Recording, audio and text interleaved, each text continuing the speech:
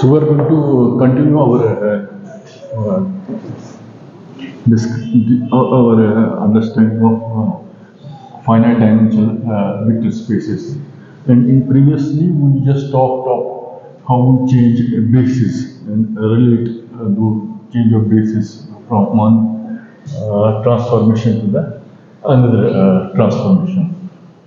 So in this class, what we are going to have, we'll have some amount of we are going to define some transformation to begin with. We are going to define rank and other things, but for a brief, so we can we say we want to define coefficient transformations. These coefficient transformations are very much helpful once we go from one space to another space or coefficient space. So if there is a subspace of some vector space and there is a linear transformation existing in that space, how we define linear transformation in normal space, and that subspace of that vector space, how we can relate them. So the definition of coefficient transformation comes handy. For example, if we suppose that A is a linear transformation,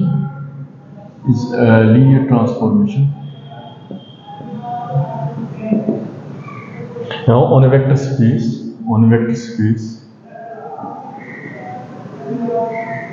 and M is a subspace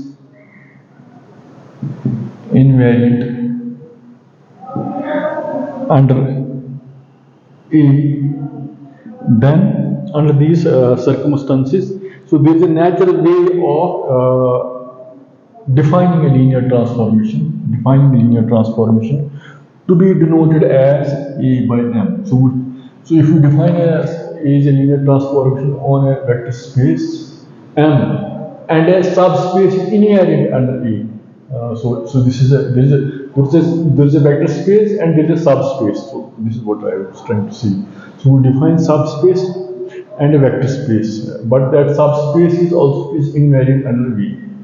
So we can define a coefficient space which can be denoted as this A by M, just like we have a divisor, because it's also dividing that original. The subspace is contained in the original space.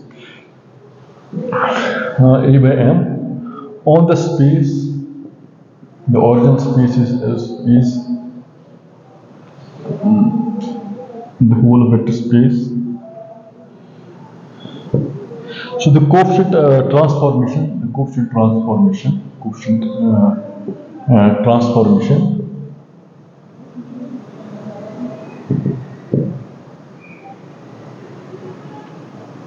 is related to A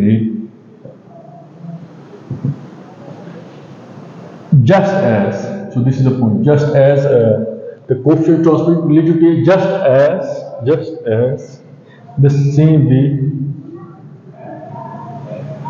coefficient space is related to B, the original vector space. So the coefficient space is related to as much, it's related to the subspace.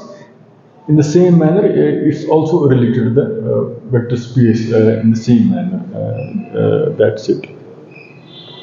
So if we define, so sometimes it's also sort of a compact space, which is in Q we can also denote it by V by M is denoted as V minus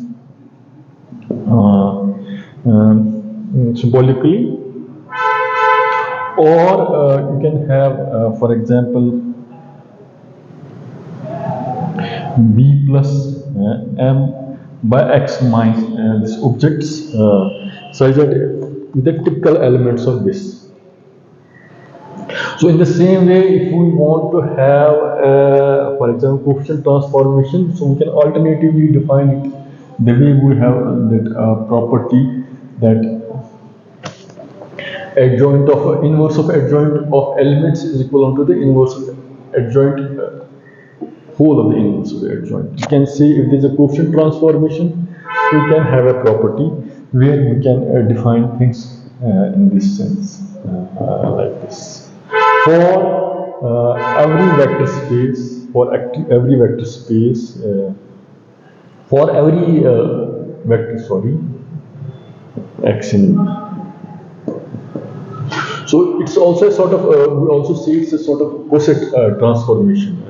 You define coset in this way, and coset transformation can be both as a by m can be coset of x plus m, or if it's in the, if you define it in the y thing, you can define it accordingly, such that if you determine the,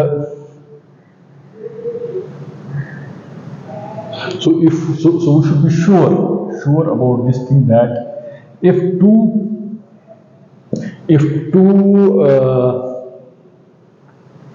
vectors determine the same coset, so the same is true for their transform A. So if it's coset, if its vector is determined by the coset, the same is true for then the transform A. So if you want to define it symbolically, so if chi of m, then it should be equivalent to y of m, such that x minus y should be equivalent to 0, or ax minus ay. So if it's you multiply this a with x, ax minus ay is in m, or ax plus m is equal to ay plus m. So you have basically we are trying to enumerate how we define the subspace which is contained in the, you define a normal space, a vector space, and we define a subspace. So if there is a transformation which acts on that subspace as well as that original space, so you should always have a transformation which will relate that subspace with regard to the original space, and later we define it in terms of coset subspace. That's it. And there are properties to the effect which you can define vis-a-vis coefficient transformation. The point to mention is this coefficient transformation is helpful in later formulation of how we understand finite dimensional vector spaces or linear spaces. So these linear vector spaces can also extend to, we can also extend them to, we can extend them to how to define not only quotient transformation, we can have something called range,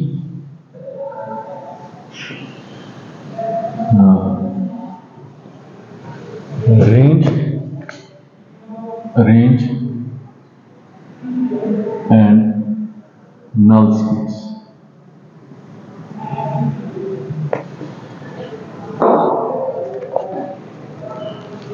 So definition is like this. So if A is a linear transformation,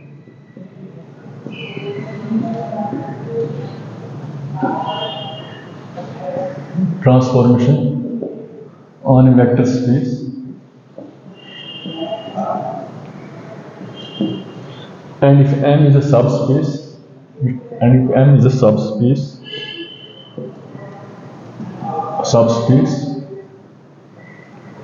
of B, the image of M under A in symbols AM is set of all vectors of the form AX with X in M. So this is one. So if A is a linear transformation on a vector space B, and F is a subspace of B. So if M is a subspace of B, The image of M under A adjoint transformation, which is AM, is set of all vectors. Sorry, vectors. Ax with x in M. So this is one thing. And now we define a range. So we are coming back. So how we define range? So the way we define domain and the way we define range. So normally in one-to-one mapping, each element of domain there is each element in the range we can map. So, but here the map is between the vector spaces, which are defined which have property of this linear transformation. They are defined in some spaces, and there are some subspaces. So, but here, if there is a linear transformation on a vector space, and if M is a subspace on V, then image M under this adjoint transformation is a set of all vectors Ax with x in M. So the range of A, now we have defined first this subspace. The range can be defined as the range is set of all of A in the null space of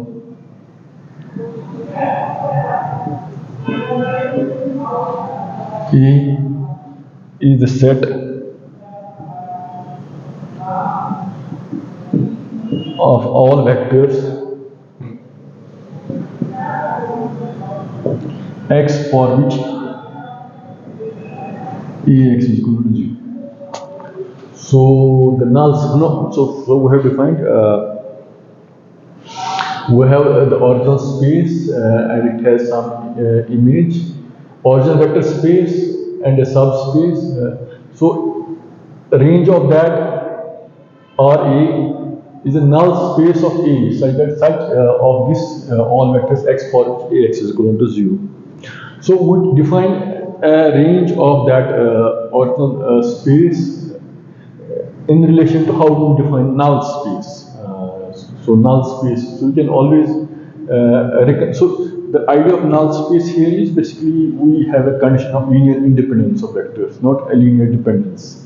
The scalars alpha 1, alpha 2, alpha 3 is equal to they have 0. That condition is more or less that condition is just satisfied.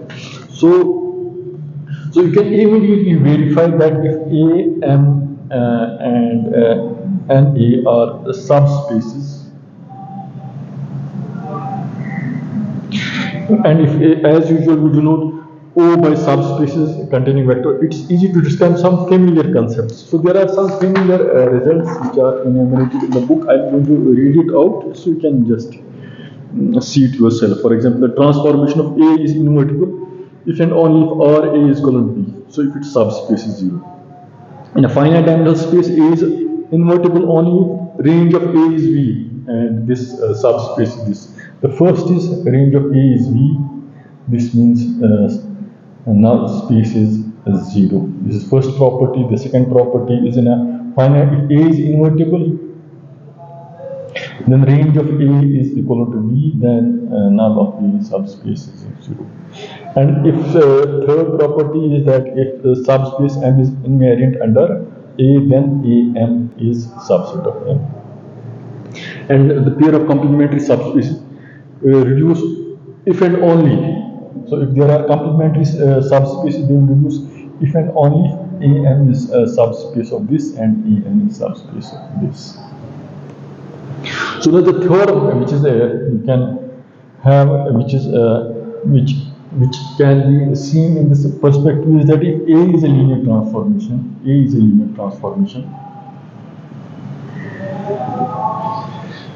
on a vector space V, then range of A is equal to null of subspace V. And if V is finite dimension,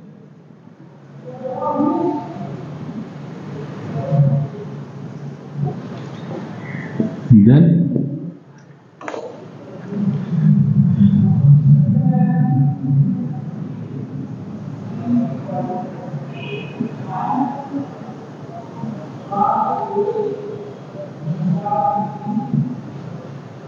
Got your point. So that's it. So proof is simple. The proof is simple. We use the property of previous properties of linear transformation. If you remember, we just show that this when we wrote in the bracket formalism how we can denote the properties of linear transformations. You can just flip these elements. So ax we can have ay, and we can define it as, sorry, we can define it as we have x here and we have ay, but not y, ay, yes, but a is this dual space of this. So this is the property which is holding. So we can use this property, and this is equal to 0. Or if a of y prime is 0, so which is the way we define it, range of set, we have defined it like this, and the range is in this thing. So if it's like 0, then, and y is in null of this prime. If on the other hand y is in a prime, y is in a prime, so you can similarly have this property.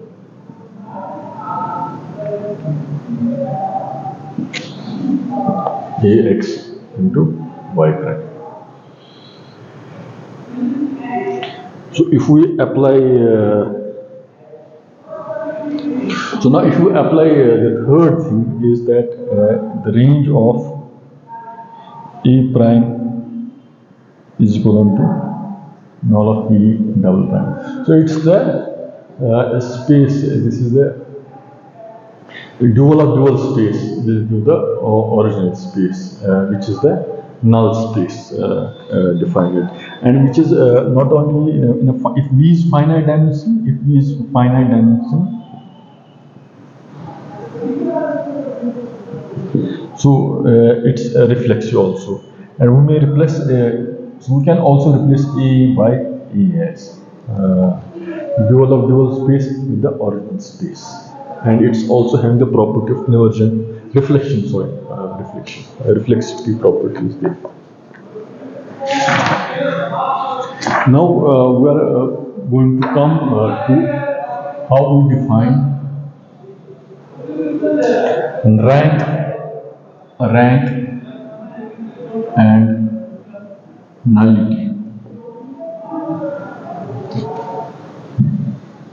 So rank and nullity.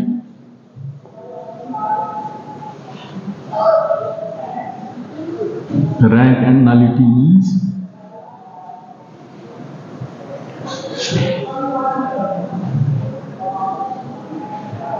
so rank means that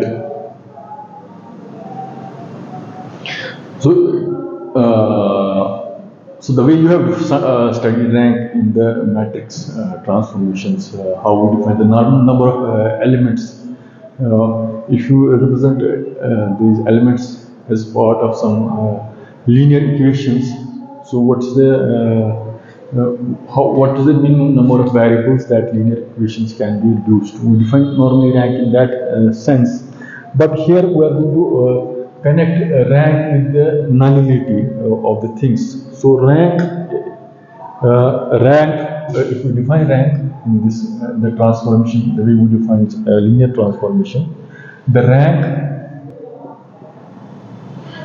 rho A of linear transformations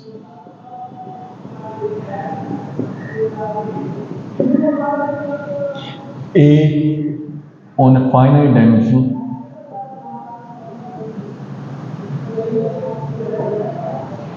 vector space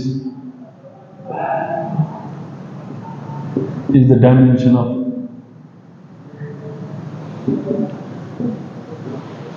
rank A,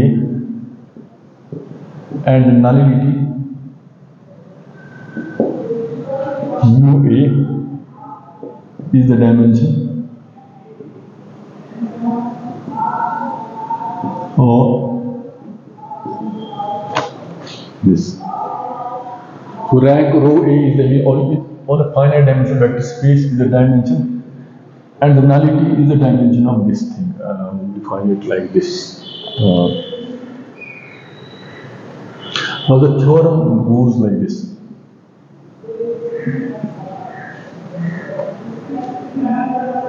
So normally the rank of finite space is the dimension of rank of A, and yes. So it's normally the number of dimensions you can see. If there are n dimensions vector space, it might have rank of n.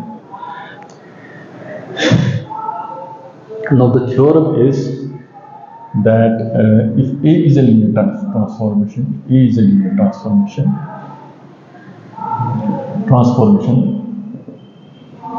of an n-dimensional vector space,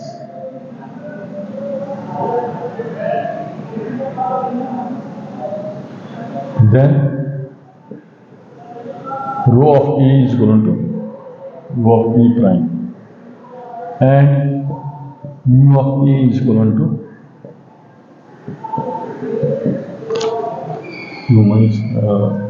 So rho of A is equal to rho of A prime, and mu of A is equal to n minus rho of A.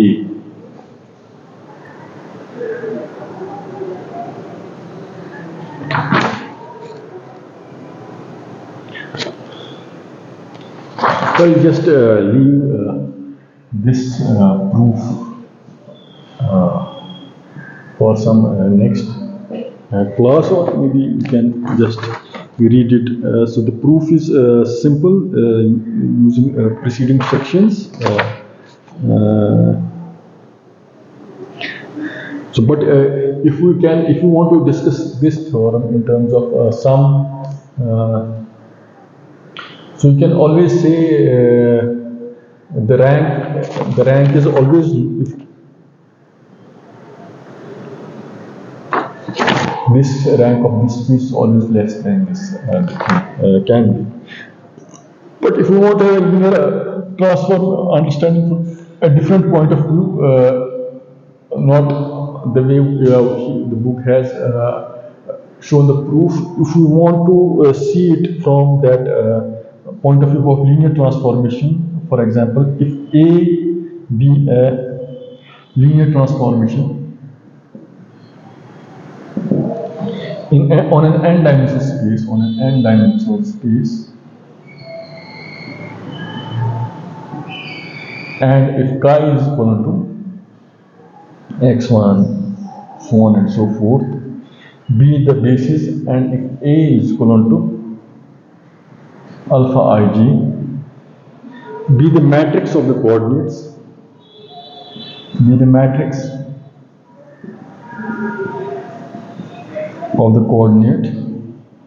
coordinates alpha ij,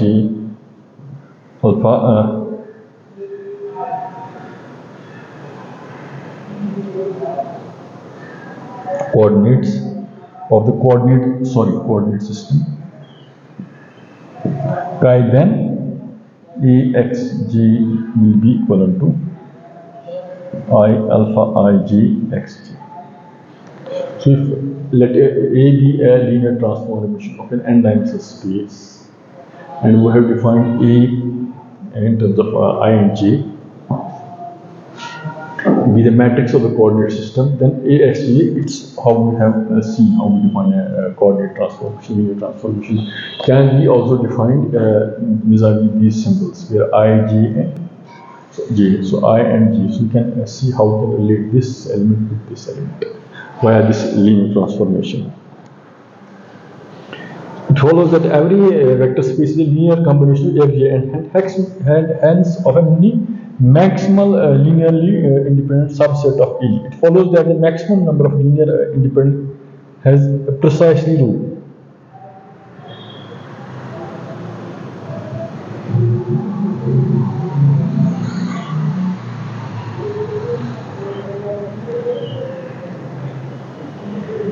So you can have or a range of this is a linear combination of AXJ. It follows that maximum number of nearly independent XJ is precisely rho. So It's precisely row A, rank of.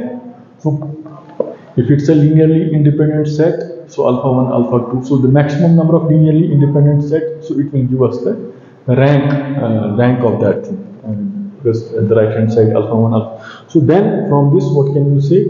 So in terms of coordinates, alpha 1, I, alpha 2, j, so on and j, a, x, j, we can express this by saying that row A is a maximum number of linearly independent columns of matrix A. It's a linearly, maximally,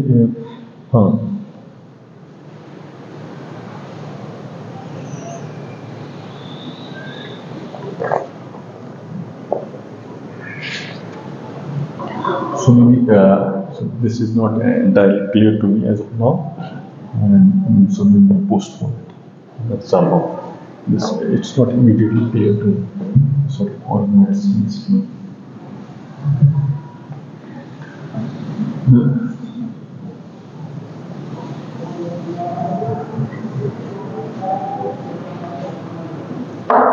And there can be another other sort of properties which we can also see that A and B are linear transformations on a finite dimensional vector space on finite dimensional vector space.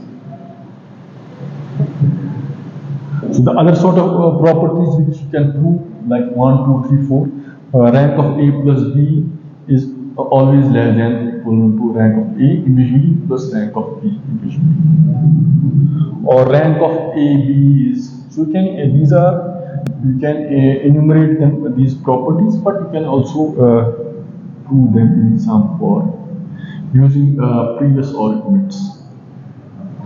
Or null of AB is less than null this of this plus this, so on and so forth. So you can have other properties, and if AB is invertible, then a row of AB is equal to row of B. So if A and B are invertible, so we can have this shift. The rank is same if they are invertible. If they are not invertible, this property may not hold. So you can check it. And here's a particular theorem. For example, if we have a theorem, if you have a rank transformations of rank 1, the transformations lie between the rank less than or equal to 1, then, so for a linear transformation, formation, A on a finite dimensional vector space, with rank row of E less than or equal to 1, that is row of E is 0 or row of E is 1, then the elements of the matrix A are alpha ij as usual, have the of A has the form that alpha ij can be defined by beta ij gamma j in every coordinate system. So we can define this elements of this vis-a-vis some another coordinate system or any coordinate system. So conversely, if matrix A has this form in some coordinate system, then rank of A is always less than or equal to 1. So if you define a linear transformation on a finite dimensional vector space where rank is less than or equal to 1, so we can always define a matrix in ij form, and if you define this alpha ij in terms of this elements of some other coordinate system, the rank is always less than or equal to 1. So this is a result. Again, for the sake of argumentation, you can also just, I'm just mainly enumerating it. The proof is not that complicated. You can just look at it in the book.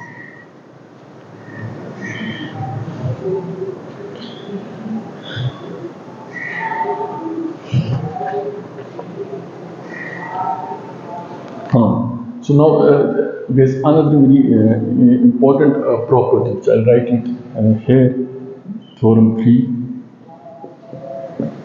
which says that corresponding to any linear transformation A, any linear transformation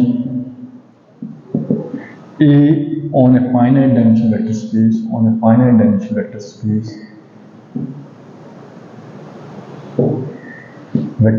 V,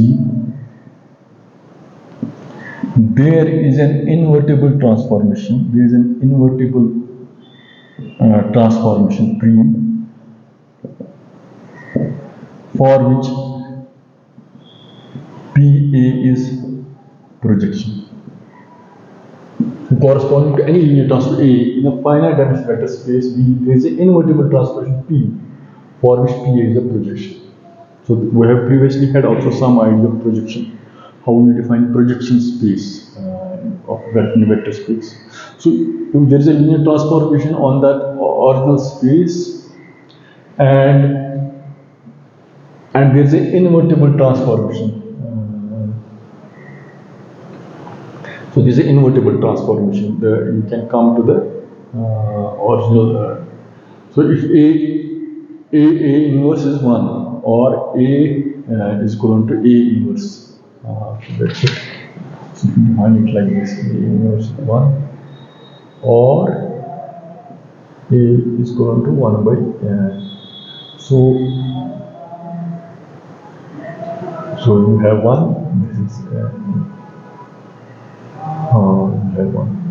So if there is an invertible transformation, so how we can define PA is a projection. So you have a projection, you have a transformation in terms of projection space, and you can come to the original space. So if it is that way, so how we define?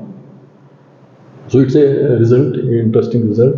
So proof of it is that if R and rho are two range of the null space A, and this is.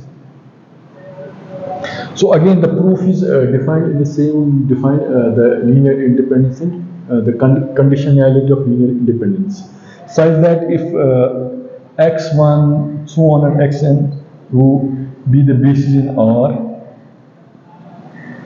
For this, if we have these two vector spaces and R is defined in this, one of the vector spaces is defined this, and x rho 1 plus 1, x and b vectors in the basis of V, the origin vector spaces, and if AY is equal to x I, so this is the way we define it.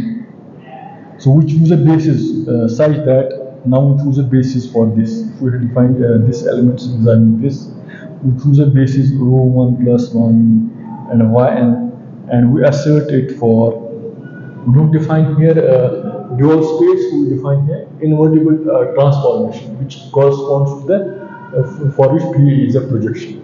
So we have a space and we have a linear transformation, and then we have an invertible transformation which corresponds to the projection space. So if we have these elements and these are the other elements in that projective transformation, then or the basis in V,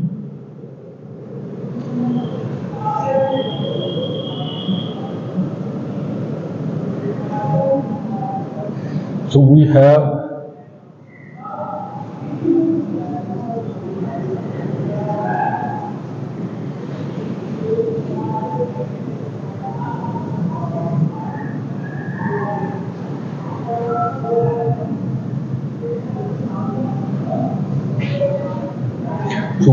alpha 1 is equal to alpha 2 is equal to alpha t is equal to 0.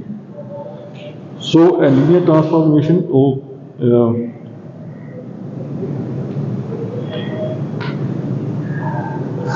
so we can define it that one transformation. So the form was corresponding to any linear transformation on the finite dimensional vector space. There is an invertible transformation. So there should be an invertible transformation which we have to show. So we have a normal transformation and we have a transformation here. Now we have a linear dependence of independence condition here, where these are the scalars which are existing. Now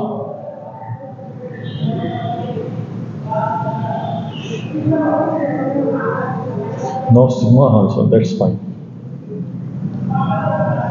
If I is equal to 1, so and so forth, now this condition ay, which corresponds to, if I just this project space here, so we can say that if I is equal to 1 to the n, and if I is equal to 1 to, then pxi so is equal to yi. So this is the inverse transformation, which is described as a projection, which corresponds to the elements in this space in terms of y, and I goes to rho 1 plus so on. So then, so if p a y I, so we have defined it as a projection transformation in that space. P is a projection. The projection transformation is defined by this condition for linear independence of vectors. So which is basically give the L0 here. So considerations of the adjoint. This A is the adjoint of the, together with the reflection. So we have property of adjoint property as well as reflexivity in V. We also find that it's invertible in Q, for which AQ is projection, such that P is equal to Q is equal to P is equal to Q is equal to. So it also corresponds to the invertible that if and only if A is invertible. So we have two, for example, correspond to any linear transform A on a finite dimensional space. So we have to find that if there is a linear transformation in a finite dimensional vector space, there can be an invertible transformation, which corresponds for which APA is a projection. So we have a projection space.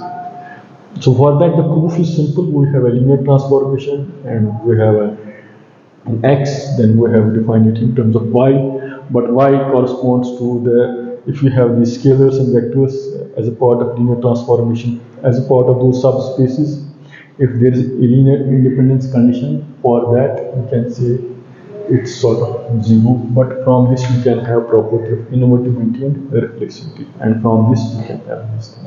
So the proof seems to be simple.